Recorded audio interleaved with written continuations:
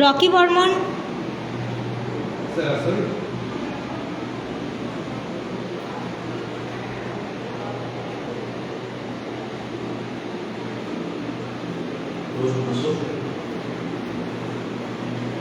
আপনার পরিচয়? আমার নাম রকি বর্মন, বাবার নাম দিলীপ বর্মন। 2013 সালে উচ্চ মাধ্যমিক মাধ্যমিক এবং 2015 সালে উচ্চ মাধ্যমিক, 18 সালে গ্র্যাজুয়েশন কমপ্লিট এবং 18-19 সালে আমার বিএ কমপ্লিট হয়েছে এবং 22 সালে টেট পাস। আপনি কোন স্কুল থেকে পাস করেছেন বলে যাবেন? স্কুল মাধ্যমিক পাস করেছিলাম বানিয়াল হাই স্কুল থেকে এবং এইচএস পাস করেছিলাম বালুরঘাট হাই স্কুল। আপনি চাকরি পাওয়ার পরে আপনি যে স্কুলে পঠন পাঠন করেছেন সেই স্কুলের জন্য আপনি কী করবেন? সেই স্কুলের জন্য যতটা সম্ভব, যতটা প্রয়োজনীয় সেই স্কুলের উন্নতি করার জন্য, সেটা শিক্ষাগত দিক থেকে হতে পারে বা সেটা পরিকাঠামোগত দিক থেকে হতে পারে, যতখানি সম্ভব আমার পক্ষে যতখানি সহায়তা করা যায় একজন সহশিক্ষক হিসেবে ততখানি সহায়তা করার আমি যথার্থ চেষ্টা করব। কী করবেন?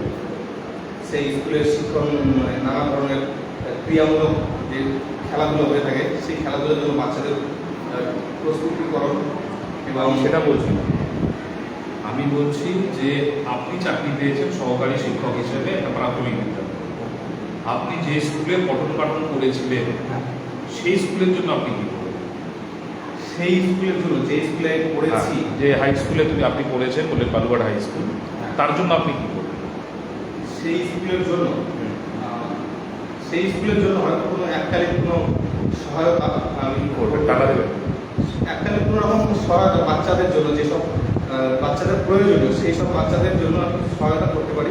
বুঝলাম, যে সহায়তাটাতে জানতে চাচ্ছি কি সেই সহায়তাটা সেটা অর্থ দিক থেকে হতে পারে বা যদি আমি কোনো অর্থের প্যাকেট দেবেন না, তাহলে আমি চেষ্টা করবো যতখানি প্রয়োজনীয় কোনো সামগ্রী দেওয়ার আপনি কি মনে করেন যে যে কোনো কিছুকে অর্থের বদলে করাটা ঠিক নয়? না, সেটা মনে করি না। অর্থ বিনিময়ের সমস্ত কিছু সব কিছু করা সম্ভব হয় না। তাহলে কি আপনি অর্থ দেবেন কি? সামগ্রিক বই, বুক, বই, কখনো পরিকাঠামোগত দিক থেকে একটা বেঞ্চ বা একটা টেবিল বা একটা এটাই জানতে চাই। ঠিক আছে, বিপিএসসির চেয়ারম্যান কে আছেন আপনার জেলা? সন্তোষ হাজরা, সন্তোষ হাজরা, কে হন উনি আপনার? আমার বর্তমানে কেউ না সেরকম, কিন্তু আমাদের যে বর্তমান ডিপিএসসি আছে সেই ডিপিএসসির বর্তমান চেয়ারম্যান। আচ্ছা, আপনার বাবার নাম কি? দিলীপ বর্মন। আমাদের আপনার জেলার ডিএম কে আছে? সম্ভবত যতটুকু মনে পড়ছে বাইজিং কৃষ্ণা। বাইজিং? সঠিক উচ্চারণ কি না করতে একটু ক্ষমা করবেন, পুরোপুরি সঠিক উচ্চারণ না করতে। আজকাল আপনারা হয়তো জানেন যে ছাত্রছাত্রীদের মধ্যে শিক্ষকদের প্রতি যে শ্রদ্ধা সেটা হারিয়ে যাচ্ছে। কেন হচ্ছে? কিছু শিক্ষক রয়েছে যেগুলো বর্তমান শিক্ষা ব্যবস্থার ক্ষেত্রে শিক্ষা দেওয়ার পাশাপাশিও তাদের নিজের ব্যক্তিগত জীবনটাকে এমনভাবে শিক্ষার্থীদের সামনে উপস্থাপন করেছে যে শিক্ষার্থীদের তাদের প্রতি যে শ্রদ্ধা সেই শ্রদ্ধাটা ধীরে ধীরে কমে যাচ্ছে। আমার সেটা মত। যেমন সোশ্যাল মিডিয়ার মাধ্যম হতে পারে যে শিক্ষক তার ব্যক্তিগত জীবনটাকে উন্মোচন করে দিচ্ছে শিক্ষার্থীর সামনে, যেটা শিক্ষার্থীর জানা প্রয়োজনীয় না। কারণ একটা শিক্ষকের বা একজন ব্যক্তির নিজস্ব কিছু ব্যক্তিগত জীবন রয়েছে, ব্যক্তিগত কিছু স্বাচ্ছন্দ্যতা রয়েছে, কিন্তু সেটা শিক্ষার্থীর সামনে আনাটা আমি করি না। এখন তো বলা হয় রাস্তাঘাটে চলতে ফিরতে চায়, দোকানে শোনা যায় যে শিক্ষায় নাকি সবচেয়ে বড় ব্যবসা। কেন মানুষ এই কথা বলে?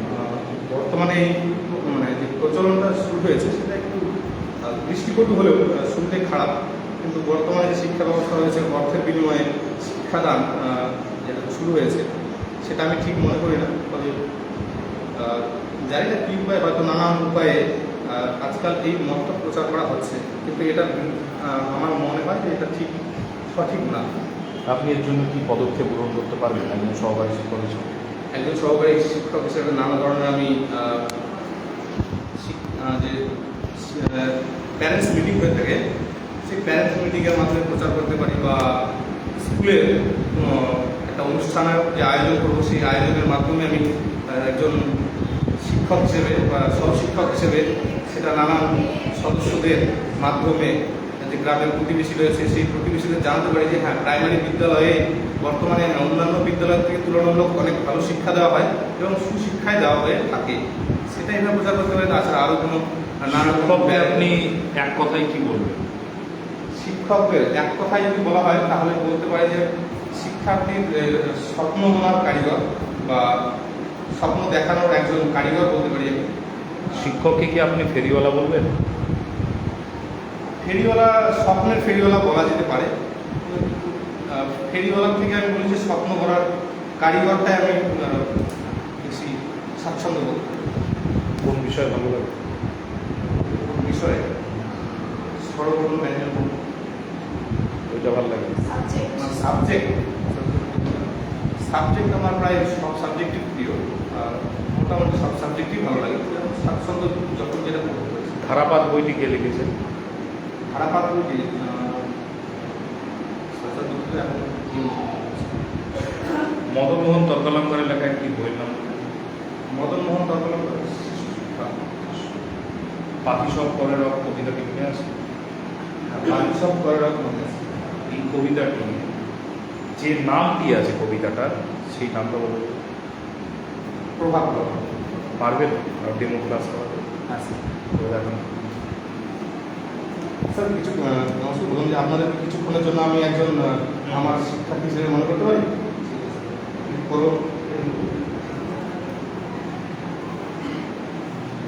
গুড মর্নিং ছাত্রছাত্রীরা, তোমরা সবাই ভালো আছো তো?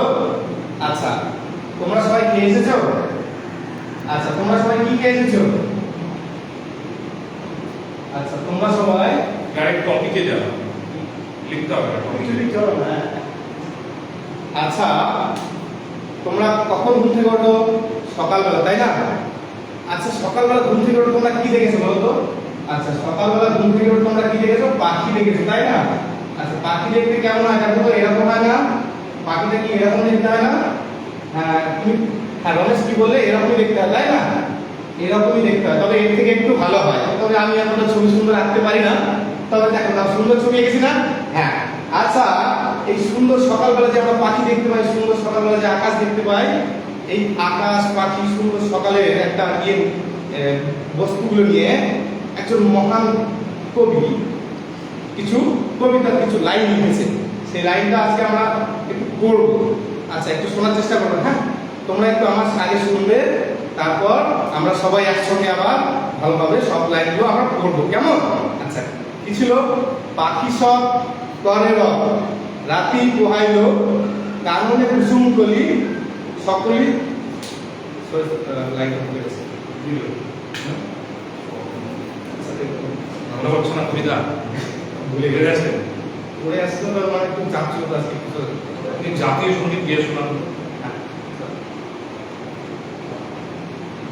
জনগণ মন অধিনায়ক জয় হে ভারত ভাগ্য বিধাতা, পাঞ্জাব সিন্ধু গুজরাট মারাঠা দ্রাবিড় উৎকল বঙ্গ, বিন্দু হিমাচল যমুনায় গঙ্গা, উচ্চল জলধিত রঙ্গ, তব শুভ নামে জাগে, তব শুভ আশিস মাগে, গাহে তব জয় গাথা, জনগণ মন অধিনায়ক জয় হে ভারত ভাগ্য বিধাতা, জয় হে জয় হে জয় হে জয় জয় জয় জয় হে। আসুন, বসুন। এই যে জাতীয় সঙ্গীত গাইলেন আপনি, এটি আপনার বিদ্যালয়ে প্রতিদিনই করা হয়? হ্যাঁ স্যার, করা হবে যদি বর্তমানে ভবিষ্যতে যদি আমি কিছু করা হবে। জানুয়ারি মাসে পালিত হবে এমন কিছু উৎসবের নাম বলুন তো আপনার বিদ্যালয়ে। জানুয়ারি মাসে পালিত হবে স্যার আমার যে কোনো প্রোগ্রাম। দুটো দিন মনে করছে বলতে পারি। এক, বই দিবস, যেটা 2 জানুয়ারি, 2 জানুয়ারি থেকে। আর একটা 12 জানুয়ারি, যেটা স্বামী বিবেকানন্দের জন্মদিন বা যুবক দিবস, জাতীয় যুবক দিবস হিসেবে পালন করা হয়। স্বামী বিবেকানন্দের একটি উক্তি বলুন তো। স্বামী বিবেকানন্দের উক্তি, স্বামী বিবেকানন্দের উক্তি কিছু বলতে গীতা পাঠ অপেক্ষা ফুটবল খেলা শ্রেষ্ঠ বা ভালো, কে বলেছে? আপনি কি মনে করেন গীতা পাঠের চেয়ে ফুটবল খেলা ভালো? হ্যাঁ স্যার, একজন বাচ্চা সেটা গীতা পাঠের থেকে ফুটবল খেলা বা যে কোনো খেলার মধ্যে থাকা তার শারীরিক বিকাশের সঙ্গে সঙ্গে তার মানসিক গীতা পাঠ করলে খারাপ কি আসবে? গীতা পাঠ করলে সমস্যা কি আছে? জ্ঞানের বৃদ্ধি হবে। গীতা পাঠ করলে জ্ঞানের বৃদ্ধি হবে না। আমাদের গীতা পাঠের থেকে শ্রেষ্ঠ বলা হয়েছে যে গীতা পাঠ করে শুধু সে সার্বিক জ্ঞানটাই বৃদ্ধি হবে, কিন্তু যে প্রাথমিক জ্ঞান, সার্বিক জ্ঞানই তো চাই। প্রাথমিক জ্ঞানটাই সেটা যেন বৃদ্ধি হবে এবং তার ফুটবল খেলাটা সার্বিক বিকাশটা বা সার্বিক জ্ঞান, প্রাথমিক জ্ঞান কাকে বলে? নলেজেবল যেটা আমরা সেটা সাধারণত যেটা জ্ঞান অর্জন করে থাকি সেটাকে আমরা বলতে পারি। গীতার সারমর্ম কি? এক লাইনে যদি বলে না গীতার সারমর্ম, গীতাতে কোন বিষয়ের উপর জোর দেওয়া হয়েছে? মানে আচ্ছা, অনুমান করে বলতে পারি যে একজন ব্যক্তির সংসারে কেমনভাবে চলা উচিত বা কী কী করণীয় বা কী করা যেতে পারে কোনো সমস্যার মধ্যে পড়লে তার সংক্ষিপ্ত তার বিচার বিশ্লেষণ করা আছে। আপনি কি কর্মে বিশ্বাসী? হ্যাঁ স্যার। আপনি কর্মে বিশ্বাসী, আমরা কি করে বুঝবো? স্যার, আমার কাজের মাধ্যমে সেটা আমি প্রকাশ করতে এই মুহূর্তে আমাদের একটু বুঝিয়ে দিন তো যে আপনি কর্মে বিশ্বাসী, আমরা বুঝতে পারবো। এই মুহূর্তে পরে বা পরে সেরকম কিছু মনে হচ্ছে না যে কীভাবে কাজ করবো। বেস্ট অফ লাক, আসুন।